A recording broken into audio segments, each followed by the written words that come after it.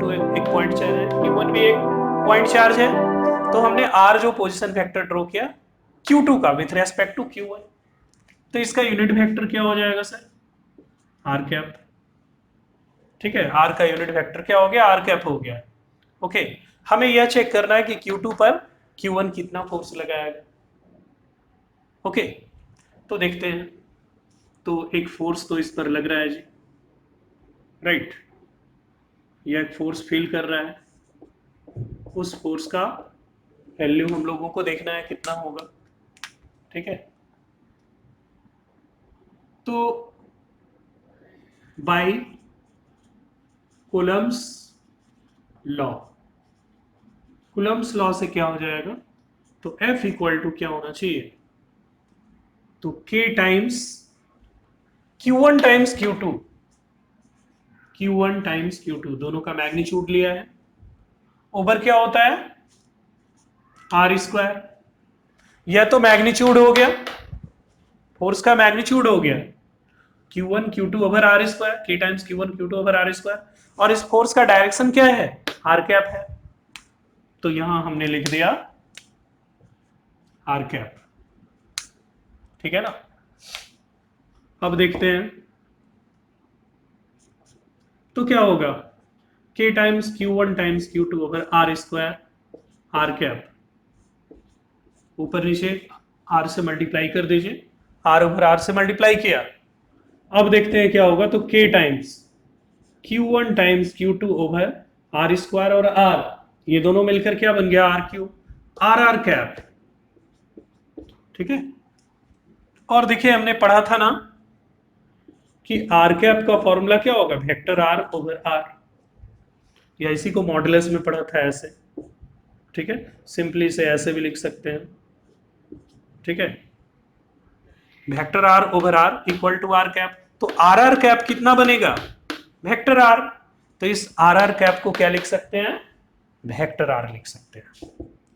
तो K times Q1 times Q2 over r cube, vector r. तो यह हो गया force on Q2 due to Q1, उसका फॉर्मूला हो गया। ठीक है, तो कुलम्स लॉ का फॉर्मूला में हमने देखा था, यदि स्केलर फॉर्म में लिखते हैं तो आर स्क्वायर ही आता है। ठीक है, केवल मैग्नीट्यूड लिखेंगे तो आर स्क्वायर आएगा, बट पोजिशन वेक्टर के टर्म्स में लिखेंगे तो आर क्यूब आएगा। तो F equal to K times Q1 Q2 over r cube, okay, times position vector. Okay, तो ये बहुत ही इंपॉर्टेंट कॉन्सेप्ट है स्टूडेंट्स, आप इसे नोट करिए।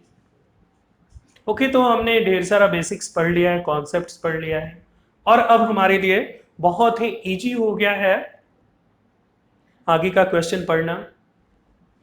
तो अब हम लोग देखने जा रहे हैं Coulomb's law in terms of position vector, right. तो consider 2 point charges Q1 Q2, हमने कंसीडर किया 2 पॉइंट चार्जेज Q1 Q2।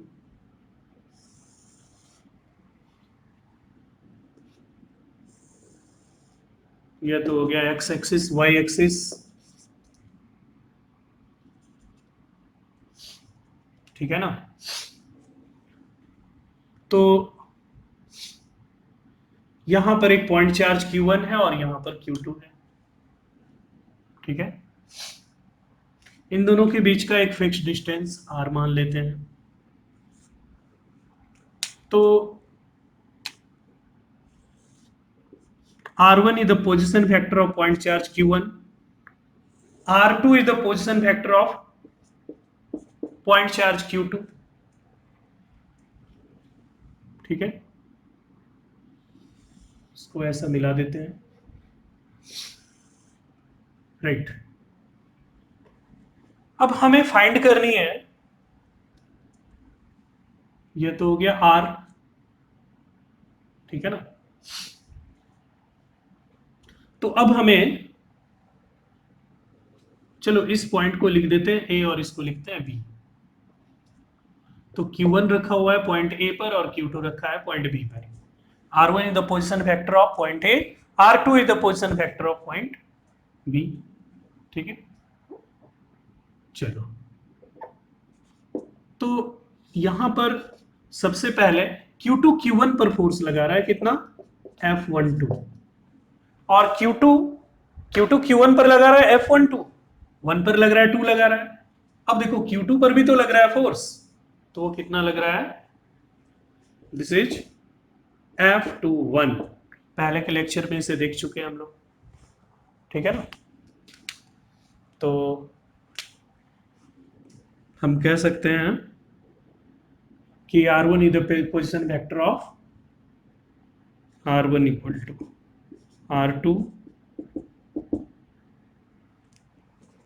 फिर हो गया F12 और हो गया F21, ठीक है। तो this is the position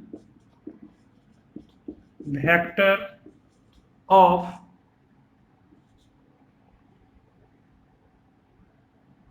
Q1, ये हो गया पोजीशन वेक्टर ऑफ Q2, ये हो गया force exerted on Q1 by Q2, और ये हो गया force exerted on Q2 by Q1, on Q2 by Q1, on Q1 by Q2, ठीक है। चलो अब इसे सेपरेटली इसको डिस्कस करते हैं। तो इसका सबसे पहला पार्ट 1 समझते हैं, ठीक है। बहुत लेंथी है, इसे मैं इसका नोट्स मैं आपको दे दूंगा पीडीएफ के फॉर्म में, पहले डिस्कशंस को समझिए, ठीक है। हालांकि नोट भी तो करना ही है। चलो तो इस ट्रायंगल को यहां पर हम लोग बनाते हैं, ठीक है।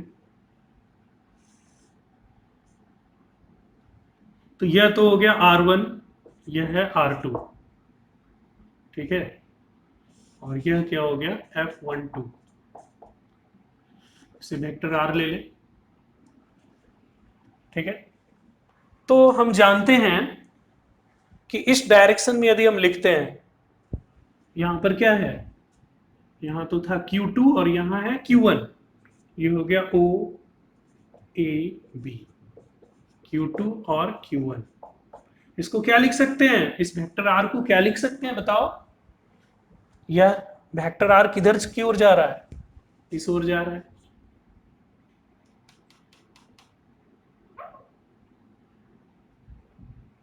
ठीक है।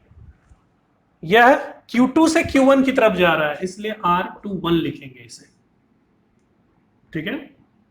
मैंने जो वेक्टर फॉर्म पढ़ाया उसमें मैंने बताया था, क्या बताया था, Q1 Q2, यदि इस ओर जाएंगे तो यूनिट वेक्टर को क्या लिखेंगे, R cap12, this is the unit vector pointing from Q1 to Q2, और जब Q2 से Q1 की तरफ आएंगे तो क्या लिखेंगे, R cap21, ओके। तो देखो यूजिंग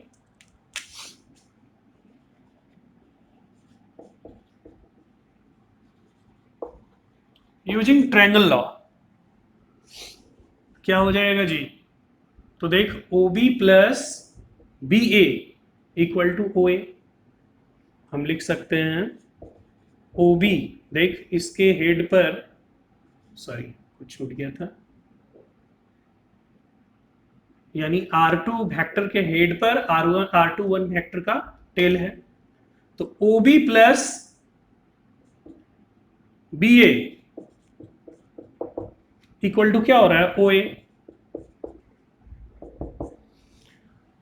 तो OB R2 प्लस BA क्या हो गया, R21, OA हो गया R1, ठीक है।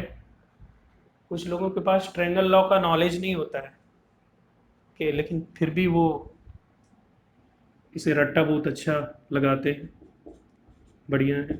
R21 क्या हो गया, तो R1 माइनस R2, ठीक है। तो R21 का फॉर्मूला क्या हो जाएगा, R1 माइनस R2, ठीक है। आप इसे नोट करें, कूलम्ब्स लॉ।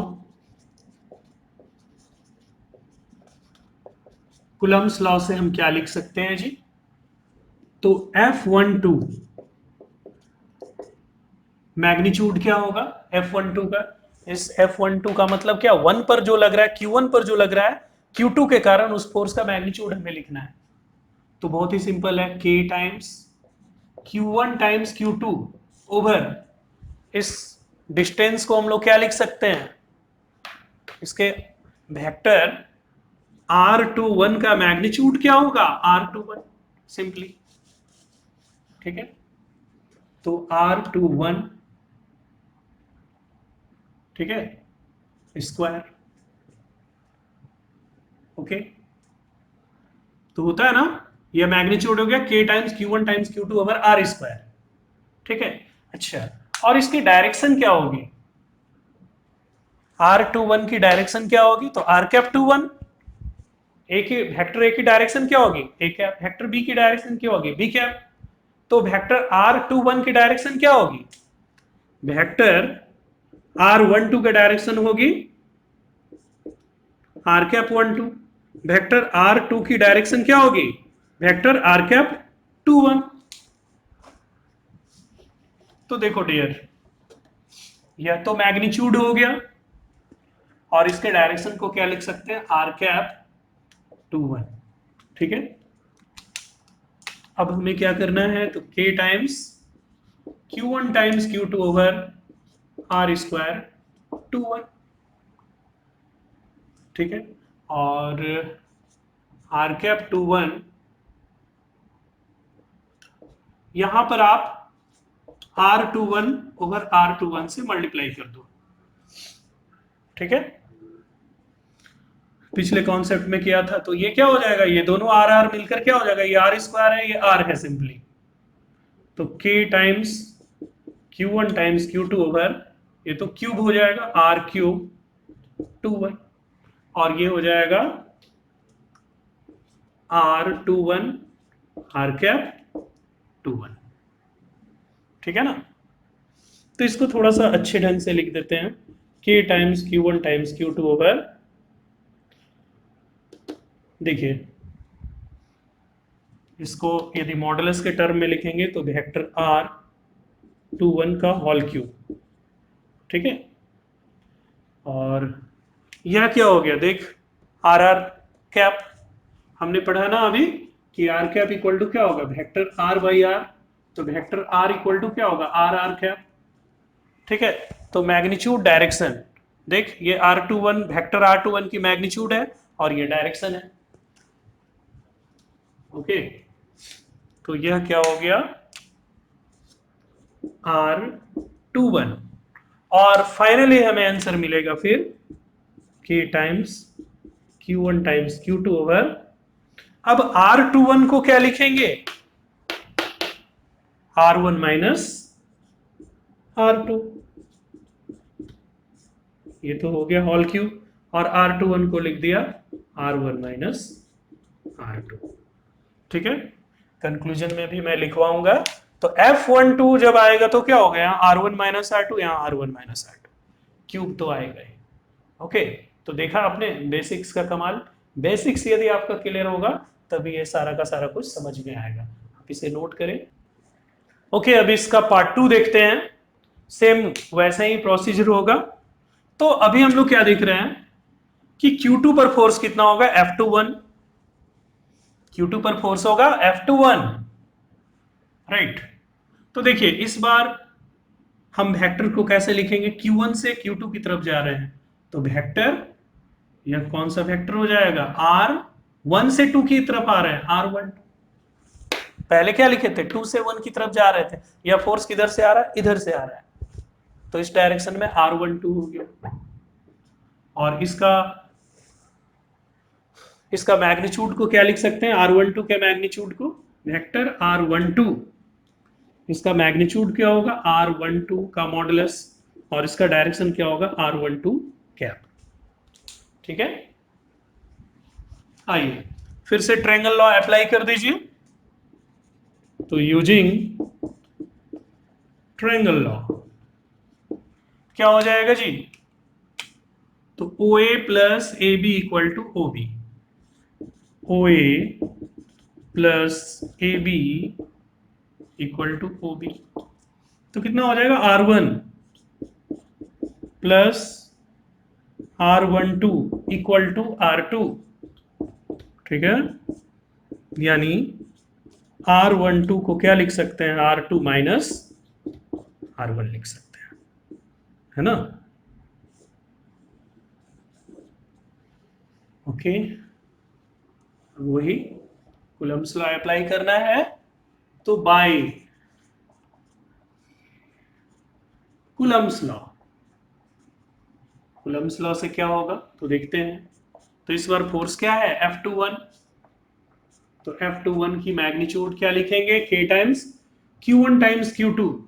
डिस्टेंस को क्या लिखेंगे? R12,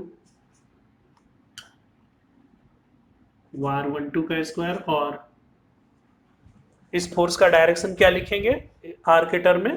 तो R कैप 12।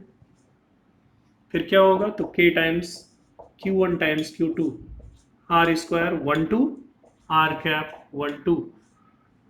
ओके, ऊपर नीचे R12 ओवर R12 से मल्टीप्लाई करते हैं, ठीक है।